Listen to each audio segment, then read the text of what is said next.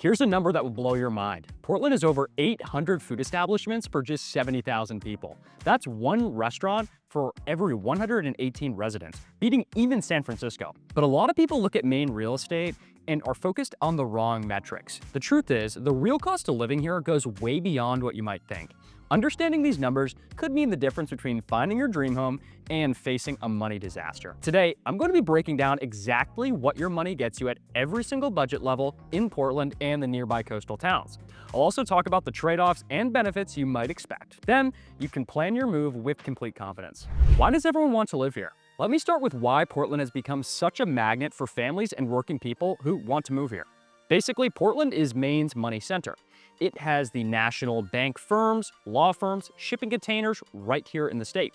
The thing is, the economy has grown a lot over the past few years. It's been supported by a growing tech industry, world-class tourism, and what Bon Appetit called America's foodiest town. This has put Portland on the national food map and brings in serious tourism all year round. Also, remote has grown big time since the pandemic. This has created chances for working people to earn out-of-state salaries while enjoying Maine's amazing quality of life. But there's more. U.S. News & World Report ranked Portland 38th among the best places to live in the United States for 2024 to 2025. In the whole country, it's easy to see why when you see the unique mix of city life and coastal living that we'll discuss. What makes this even better is people can get to both cultural stuff and outdoor fun within minutes of downtown. You can grab dinner at the James Beard award-winning restaurants and breweries like Eventide and Allagash Brewing Company, then hike coastal trails or sail Casco Bay before the sun goes down. All right, now that you understand all this, let me go through the price ranges and lifestyles you can find around here. You'll definitely be surprised. Entry level, the $400,000 to $600,000 reality. Let's talk what gets you in the door in 2025. Buying here has become kind of tough. In this lower price range, you're mostly looking at condos and single-family homes in specific neighborhoods that give you the best value. Portland's median home price hit around $631,000 in June of 25. That's a small 2.9% drop from the year before. But it still shows the big price increases we've seen since 2019. This drop has created chances for buyers in the $400,000 to $600,000 range, but competition is still tough, with homes selling on average in just 14 days. With this backdrop, North Deering comes out as one of the best options for entry-level buyers. It's 3 to 4 miles from downtown Portland. North Deering gives you decent home prices, with homes going from around $399,000 for a smaller place to roughly $789,000 for bigger homes with more yard space. This area offers a great value, with median listing prices averaging $559,000 and median sale prices of around $540,000. What I like about North Deering is that people get extensive trail system, closeness to the Presumpscot River, and easy highway access while keeping that suburban feel. Riverton stands out as the working-class neighborhood choice on the city's edge. It has modest single-family homes, typically priced in the entry-level range. Homes in this area go from about $355,000 all the way to $800,000. This gives buyers options for different budgets in this bigger category. The neighborhood keeps strong community ties and offers a good value for buyers looking for lower prices. Parts of South Portland also give entry-level chances, especially in areas away from the water. With a median home price of around $535,000, you've got homes selling really fast at an average of just 8 days on the market. South Portland has good options for buyers that are willing to move quickly. The city has closest to Portland while keeping slightly lower prices than the top Portland neighborhoods. Now, the mid-range market has some amazing chances that buyers totally miss. But before I talk about that, I gotta ask you to hit the subscribe button. If you're serious about Maine coastal living, stick around. I'm revealing strategies that successful buyers use to navigate our unique seasonal market. There's much more coming your way. The mid-range market is what I think the sweet spot is for many home buyers. You're looking at comfortable single-family homes in established communities with good amenities. The segment has actually shown amazing strength even as higher-end markets have gotten softer. Scarborough has become a top destination for mid-range buyers looking for space and quality, with a median home value of $718,000, up 1.8% over the past year. Scarborough offers big single-family homes with top-rated school systems. For instance, you can find good homes in the $600,000 range still. The town gives you the perfect mix of suburban neighborhoods with coastal access, and homes here typically sell in about 8 days. That shows an incredibly competitive market, and of course, waterfront properties cost a whole heck of a lot more. You've got coastal homes going from $600,000 to well over $1 million. Cape Elizabeth, believe it or not, does have smaller homes and condos in the mid-range bracket. Think 600,000s to mid 700,000s. While the town is known for luxury properties, listings like a 3-bed, 1-bath home at 499,000 show doable entry points in this very prestigious community. What can buyers in these communities expect? Access to excellent public amenities, strong school systems, and closeness to both urban culture and outdoor fun. But let's move on to the higher price tags around here. We're talking luxury and ultra luxury. So the $1 million plus market in Greater Portland provides you true coastal indulgence. It has larger single-family homes with waterfront access and closeness to some of Maine's most wanted amenities. While this segment has seen some price drops, it continues to attract rich buyers wanting the ultimate Maine lifestyle. Yarmouth shows luxury Maine living with waterfront properties getting premium prices. Current waterfront listings go from $1.35 million for a 3-bed to over $4 million for estate-style homes. And Yarmouth has a median listing price of around $875,000, though waterfront properties go for well above this number. The town has top-ranked schools, including Yarmouth Elementary, which is a 10 out of 10 on great schools.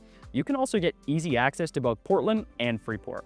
Then, Falmouth stands as one of the most expensive markets in the Portland area with a median list price of about $1.1 million. The town's real estate market stays very competitive, with homes spending an average of 20 days on the market. Hot homes go pending in much less time though. And Falmouth also has a great combination of coastal access, schools, and closeness to downtown Portland. The town's property tax rate of 1.19% is moderate for the area, making it attractive to high-income buyers. Speaking of taxes, coming up soon, I'll reveal the financial realities that make or break your happiness in Portland. But then we have Scarborough's beachfront communities, which also get premium prices like I mentioned earlier. Waterfront properties go from about $650,000 for smaller condo units to over $3.9 million for luxury properties. These can feature great privacy and be amazing coastal retreats. The town has both quiet residential neighborhoods and dramatic oceanfront settings, so you've got these different options. All right, so the ultra luxury market serves buyers wanting the finest coastal properties that Maine has to offer. Now, I've mentioned Cape Elizabeth already, but it actually stands as the crown jewel of Maine's coastal real estate. It literally has some of the most prestigious property in the state.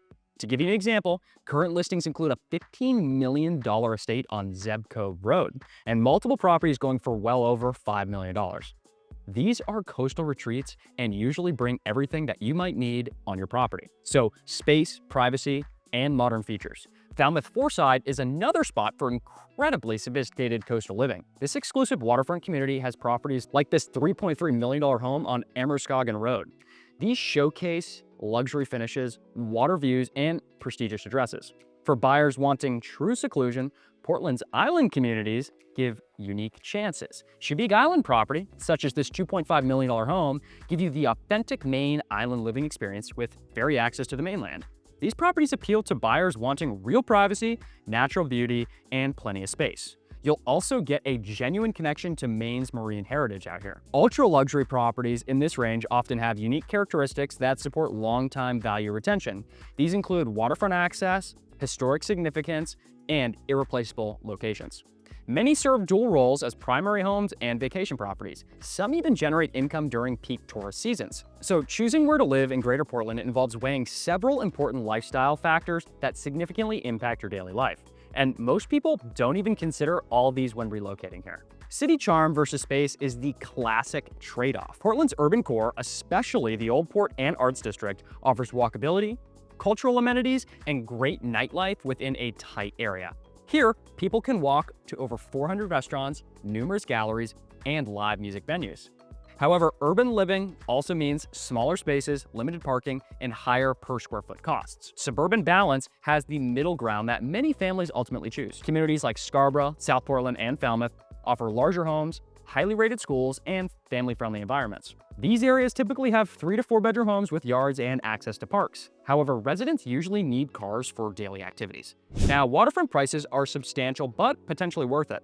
As you've seen, coastal properties command a premium of about 25% more for water views and beach access. This kind of living gives you unmatched natural beauty and recreational opportunities, but buyers pay higher prices and may face additional costs. Those are usually for flood insurance, seawall maintenance, and seasonal tourism congestion. Commuting considerations are generally manageable thanks to Portland's compact size. The average city commute is under 17 minutes. Residents of North Deering can reach downtown in about 12 minutes, while those in Scarborough, Cape Elizabeth typically face a 15 to 25-minute commute. But here are the blind spots that may derail many Portland homebuyers, and these are critical for long-term financial success.